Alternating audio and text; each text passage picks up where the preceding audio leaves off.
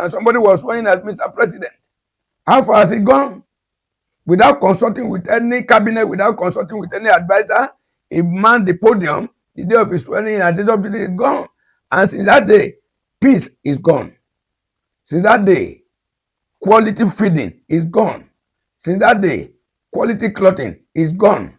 Since that day, Nigeria. Hello and what's up, guys? In this video, a respected Yoruba elder is blasting President Tinubu, saying he has robbed Nigerians of peace and warning that 2027 will be a disaster if he gets re-elected. He starts with a Yoruba proverb: the way you present yourself is how people will address you. Then he dives straight into the storm. He says the state of emergency declared in Rivers was political, while in places like Borno, Plateau, Benue and Kogi, where people are being killed in hundreds, nothing like that was done. He claims nearly 66 people were slaughtered in Borno just 2 days ago. People are not sleeping with two eyes closed. Kidnapping, killing still going on. He paints a hard picture of daily life. No steady light, no water, fuel is so costly, many can't run generators. People are trekking long distance with bucket just to fetch water. In the hospital, it is worse. He recounts a young doctor who died after 72 hours of continuous work. He says life itself is becoming unaffordable. Then the shocker, he points to Inauguration Day, subsidy is gone, and says from that moment, peace went with it. Food, clothing, even small electricity, all gone. Darkness took over. He calls it not renewed hope, but renewed hopelessness. He questions mandate and accountability, saying in a country of about 230 million, roughly 8 million votes brought in this government. He warns the opposition is weak, many only pretending, and that Nigeria is sliding towards an indirect one-party state, autocracy, lawlessness. And 2027, he says the second term would be worse because there is nothing to lose and technical glitches and excuses could return again. But he doesn't stop at criticism. He outlines what Nigerians must do. Lawfully, use your voter's card, vote massively, stay at the polling unit, ensure results are announced there, document everything, and be ready to go to court in numbers with witnesses so the judiciary thinks twice. He calls for real electoral reform, change how the INEC chairman and commissioners are picked, include all parties in screening, and appoint credible Nigerians whose conscience money cannot buy. He also warns the current National Assembly acts like an annex of the presidency, and more loyalists may be appointed if nothing changes. Guys, the details are heavy, the warnings are bold, and the solution he gives are specific. Let's roll the full clip.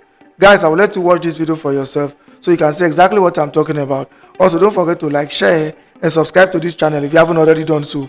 Take a look, guys, and remember to share your thoughts after watching. I don't want to blame the federal government. The Yoruba has a proverb. They say whichever way you present yourself, that is the way people are going to address you. Whatever you call your son, that's the way people are going to call your son. So that is it. I don't think the kind of state of emergency that was declared there, though it's belated now because the governor is coming in. It's belated now and the matter is in court, so I don't want to really dwell much on it. But despite that, it was a it was a serious lawlessness that Mr. President declared state of emergency in Rivers State, whereas Borno State, Plateau State, Benue State, where they are killing in hundreds on a daily basis. State of emergency were not declared. But for political purpose and for political gain, it declared state of emergency in Rivers State. And Rivers people have taken it. So what do you expect anybody to say? People that were reacting. At the end of the day, even the person that they were fighting for came out in the public that nobody should react, nobody should protest for him.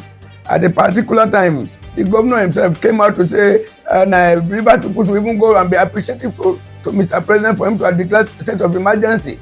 That if state of emergency was not declared at that particular time, that possibly something else would have happened. So how can you be crying more than the bereaved? Everybody knows that. A lot of people may not want to talk. When you are talking about protection, just 2 days ago, almost 66 people were slaughtered again in Borno State. There is still continuous killing in Kaduna State. There is still continuous killing in Benue State, in Plateau State, even in Kogi State. They are still killing on a daily basis. People are not sleeping with their two eyes closed. There are still killings and kidnapping in Zamfara and every other thing. So everybody know that today Nigeria is an unsafe territory. And when you talk about the welfare of the people, and I think the two basic things that the government should do is to protect the life and property and general welfare of the people. What are we talking about now? Is it electricity you are seeing that is available? Is it water? We have the Ministry of Water Resources. Where is the water? Every other person has to sink his own borehole. You sink a borehole, there's no electricity, and the fuel is so exorbitant. You can't run generator. So that you see people taking bucket, going to almost 1 kilometer away to go and fetch water. So is it education that we say is okay? Is it health sector that is okay? Look at it, less than a week now. A medical doctor collapsed after 72 hours of continuous walking. He died. So what are we talking? Why will you allow somebody that's supposed to do shift of about 8 hours to do 72 hours? So which aspect of life? What is affordable now today in Nigeria? Life is becoming unaffordable on its own. So to me, there's nothing like welfare. There's nothing like security presently. Who can we trust? Sometimes ago when Buhari was coming, we were shouting Uzziah. Buhari came in triumphantly. What did he do? He brought Nigeria backward for over 20 years. Tinubu was coming there, a Milokan slogan, and people queue up to vote, though it's a vote. Just 8 million votes in the country of 230 million, and somebody was sworn as Mr. President. How far has he gone? Without consulting with any cabinet, without consulting with any advisor, he manned the podium the day of his swearing in, and the day is gone. And since that day, peace is gone. Since that day, quality feeding is gone. Since that day, quality clothing is gone.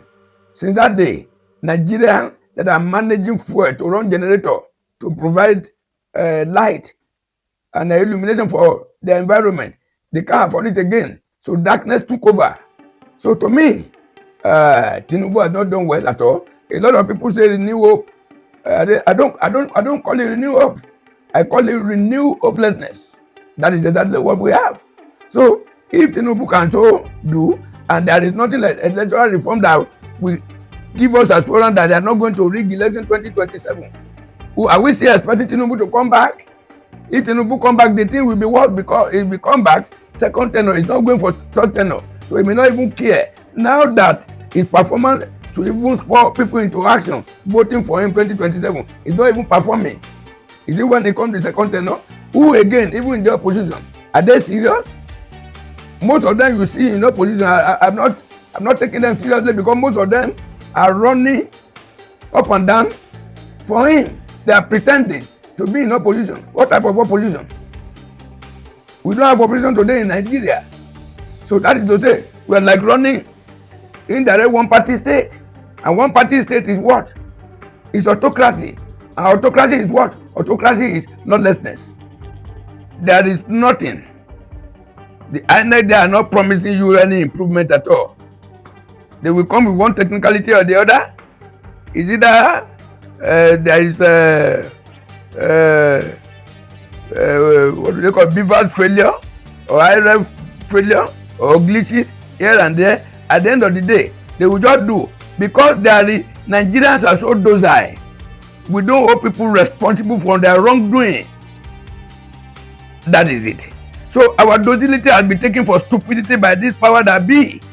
So to me, 2027, whatever we bargain for is what we will get. But I'm not expecting Nigerians will wake up tomorrow and protest. What is kind of protest? It's not the street protest I'm talking about. Carry your ballot card, voter's card, go to the polling unit, and you make sure whatever is the result from each of those polling units is announced by that same polling unit. And when time will come and these people will manipulate, people should be ready to go to court and witness. By the time a person go to court and request for 20 witnesses and more than 2,000 people are ready to flood the court to bear witness, the judicial people, they will be very careful. That is it. But our nonchalant attitude towards what happened after the election is what is even allowing the judiciary to play in favor of some other disgruntled and bad leaders. Why am I saying this? Before they change the system, definitely there must be review of Nigeria Constitution as regards that. Is there any review now by the National Assembly? Who are the people in the National Assembly? The 10th Assembly? They are already behaving like an annex of the presidency? That is it. So to me, I think Mr. President will not look for any loyal guy, even if he's a cash member of APC, it doesn't matter. Nigerians are so those that will not talk. They will just look for somebody who paid the piper, will dictate the tune. That is it. So to me, I'm not expecting anything positive from the angle of INEC. If the man there now goes, definitely they are still going to. Mr. President will look for a very loyal guy. And I point again that there's nothing anybody can do in this country. The only thing, we still have some credible Nigerians. We still have some Nigerians that they can stake their life instead of them to be corrupt. We still have some Nigerians today, the whole money in the central bank of Nigeria cannot buy their conscience. But are those people going to be considered? If you are any principled in this country today, you are enemy of the wicked people.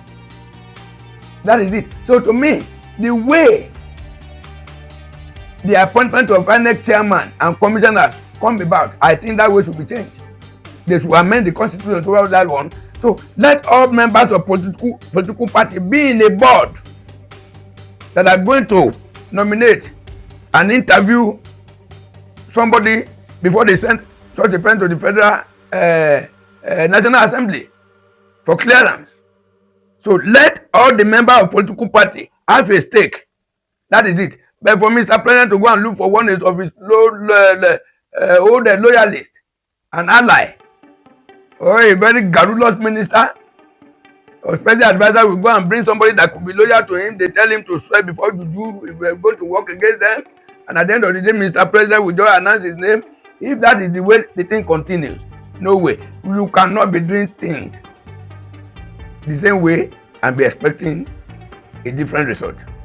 If the way the emergence of INEC chairman, if the way they are becoming is the way it is going to come, definitely there is nothing positive that will come out of it. I just want to advise Nigerians to first of all remain law-abiding. But I think our simplicity, our docility, our gentility is becoming too bad. And that is why these people take us for granted. We should rise up once. 2027 is another opportunity for us to rise up, vote for the candidate of our choice, stand on the neck of INEC so that INEC will not be able to. The people in power, all the people in power put their power together is not up to the power of the people. So, but if we have our power as a people and we don't want to utilize that our power, INEC will just mess you up. At the end of the day, judiciary, you will vote, the whole state will vote 3 members of House of the Tribunal to come and dictate who wins the election. So Nigerians should wake up in the positive. We don't need to take laws into our hands, but we can vent our anger through protest. And the best protest is to protest with our voters card. Brother man, greet you, brother man. Hey, hello, bros. I don't say you be a born, you be a Yoruba man. Na so. So 2027, okay. 2027. Yes. Now, you know say election will soon come up now. Yeah, sure. So as you be Yoruba man, and you dey support our able president where he dey now, or you still dey wish us to, if he still contest, may still win for the other election, if they go so. Okay. Thank you very much, bros. I agree, my brother. I appreciate the fact that you know, say I be Yoruba man. Declare. I be Yoruba man, and now my tribal man I dey for the power. You say now your tribal man I dey for the power. Yes, now my tribal man I dey there now. It's Mr. President Tinubu. Now the first time why they call him Mr. President is because me as a Yoruba man, I don't recognize that man as a president of Nigeria. You say you don't recognize that as a president of Nigeria. I don't recognize that, and I get my reason. You see, one of my reasons is say, you see, politics, though na game of numbers, but when any politician where they do tribalism or where they try say okay, now only in people, you know, because for Nigeria government now, they play one game. That's a tribal game. Now waiting the president they play now. You see na tribal game, that president they play tribal now. Tribal game. You know they work at all. You know they concentrate on his work. They think of only 2027, and because of that, he go see you where Now e get some group now be say they will just come outside when they see you they say you omo Igbo this one na omo this because that so you make this one make those some people when they come out for Lagos they no be Yoruba because say you no be Yoruba you no vote for Lagos because say you no be Yoruba you no vote for so places. So all those kind of things na Tinubu bring am come. Which should be the advice wey you get for 2027 for youth wey be say dey Nigeria wey be say if election period they won't do election, wetin be the advice? Make dem still come outside come vote abi make dem look for another good party make dem vote for? Make dem look for another good party to vote for because this present government now they no dey take us to promised land. They no dey take us to promised land. They no dey take us to promised land. You say we no dey go anywhere. We dey go backward o, backward. Na backward. Steady backward na we dey go. Steady backward and na reverse this president not today. We dey go reverse. All the money wey dey borrow, wetin dey take am dey do? E dey France now, as I dey talk to you now. The president dey France now. E dey take injection for there. Shey no even well? E no well na there in hospital dey. A president wey dey work well, he go first take care of him own people. You sure say na Yoruba man you be so? I be Yoruba man. My name. Yoruba for the ọmọ Yorùbá ni mí, èmi tí mo ń sọ̀rọ̀ ọmọ Yorùbá ni mí, mi ò kì í ṣe ọmọ àlè. This one say clear. Èmi ò support Tinubu nítorí ọmọ àlè ni bàbá yẹn. So wetin I try dey talk be say, I say I be Yoruba man, I no dey support this president. You say you no dey support am? I no be bastard. That's why I no dey support am. Because even Tinubu himself, he no get village. He will not recognize, he no get any family background for Nigeria. My brother, that one a topic for another day. Thank you very much. See, when I hear people say Tinubu is going to win 2027 election, it makes me laugh. It makes me laugh. Even Tinubu himself knows that he is not going to win 2027 election. And I'm going to tell you why. See, Tinubu, if there is two candidates, if there is two presidential candidates in 2027 election, out of all the numbers of people that come out to vote, if Tinubu managed to get 40% of the numbers of people that come out to vote in 2027, if he managed to get 40%, Tinubu should be declared the winner of that election. If there is two candidates and if there is three candidates, if Tinubu managed to get 30%, they should just declare him the winner of the election. They should just declare the winner of the election. Now, let me tell you something. See, this is a political arithmetic.